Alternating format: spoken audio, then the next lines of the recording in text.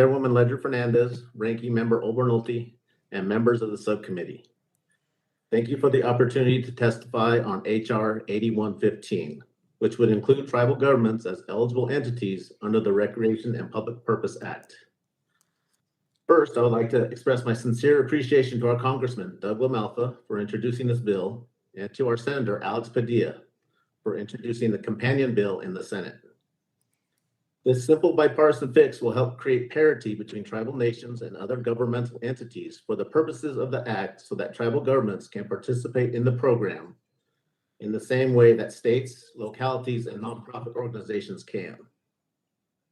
The Recreation and Public Purpose Act, also called the RMPP, authorizes the Secretary of the Interior to sell or lease public lands for recreational and or public purposes to state and local governments and to qualifying nonprofits.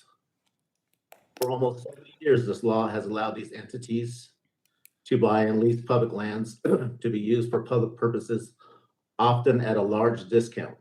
For example, under this law, land may be permanently conveyed to state and local governments at no cost when the land is used for recreational or historical monument purposes. For other uses serving the general public and where state and local government will control and use the land for governmental purposes such as parks, social services, and administrative service building.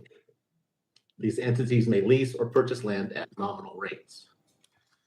Currently, tribes are mistakenly left out of this law, so tribes not able to acquire land from the Department of the Interior through this process to provide for these socially beneficial, recreational, or public uses.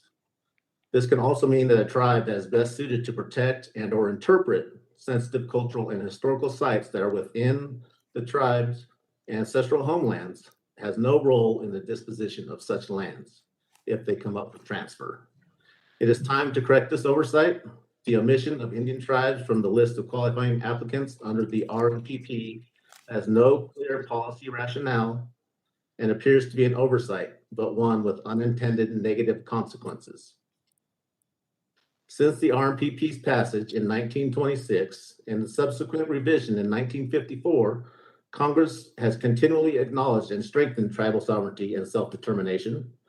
Under the Indian Self-Determination and Education Assistance Act, Congress gave Indian tribes the right to acquire excess and surplus property of federal agencies. Just as Indian tribes are able to assume responsibility for federal programs and excess and surplus property under ISDAA, the tribes should be afforded the same opportunities as state and local governments to buy and lease public lands for the public and recreational purposes. The Bureau of Land Management and the DOI has identified a list of lands across 18 states that are potentially available for disposal under the RMPP. RMPP grantees hold the land in fee status. However, the RMPP imposes two key restrictions on grantees' use of the land. First, title of the land cannot be transferred except to another eligible entity and with the Secretary's approval. Second, entities cannot change the use of the land beyond the original recreation and or public purpose without Secretary's consent. The Susanville Indian Rancheria, this legislative fix would allow DOI to transfer to the tribe a parcel of property that Chico State Enterprises currently has in its possession.